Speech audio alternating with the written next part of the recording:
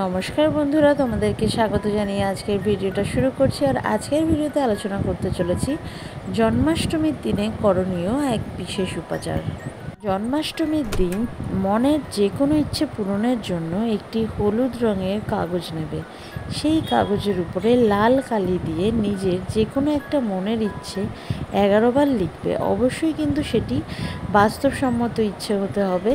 এমন কোনো ইচ্ছা কিন্তু কখনোই পূরণ হয় না যেটার পেছনে আমরা আমাদের কোনো কর্ম থাকবে না, সেই রকম কর্মহীন কোনো রকম চেষ্টাই কিন্তু বা ইচ্ছা কিন্তু আমাদের পূরণ হবে না। অর্থাৎ আমি সেই ইচ্ছার পেছনে কোনো রকম কাজ করব না, আমি ঘরে বসে বসে বলবো যে আমি যাতে কোটিপতি হয়ে যাই, সেই রকম কিন্তু কোনো ইচ্ছাই কখনোই কোনো উপাচারের দ্বারা পূরণ হবে না। তো আমি যে কাজ করছি কিন্তু অনেক দিন ধরে হচ্ছে না, এরকম কোনো ইচ্ছা বা আমি এই জিনিসটা আমার পাওয়ার রয়েছে, অল্প পাচ্ছি, আর একটু বেশি পেতে চাইছি বা কিছু, সেটা আর্থিক উন্নতি হোক বা প্রেম ভালোবাসার ক্ষেত্রে হোক, সেরকম যে কোনো ইচ্ছা কিন্তু যে কোনো একটি ইচ্ছা ওই লাল কালি দিয়ে 11 বার লিখতে হবে।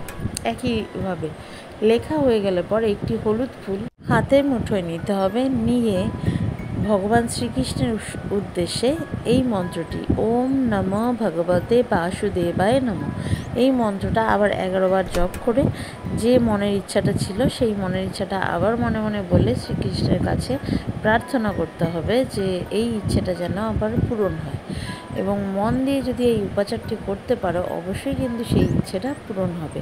এরপরে কাগজটা ফোল্ড করে আর সেই ফুলটা একসাথে করে শ্রীকৃষ্ণের চরণে রেখে দেবে, বা গোপাল বাড়িতে যার যে বিগ্রহ রয়েছে, তার যদি কোনো বিগ্রহ না থাকে সেই ক্ষেত্রেও কিন্তু উপাচারটি ঠাকুরঘরের সামনে বসে বা বাড়ির উত্তর পূর্ব কর্নারে বসে বা রুমের উত্তর পূর্ব কর্নারে বসে করা যাবে। করার পর উত্তর পূর্ব দিকেই পরিষ্কার জায়গায় এই জিনিস দুটো রেখে দিতে হবে। জন্মাষ্টমীর দিন সারা রাত থাকবে। পরের দিন সেই কাগজটা লকারে বা পরিষ্কার কোথাও রেখে ফুলটাও সেই সমেত রেখে দিতে হবে। ইচ্ছে পূরণ হলে সেই ফুল ও কাগজ প্রবাহিত জলে দিয়ে দিতে হবে বা কোনো পুকুরে।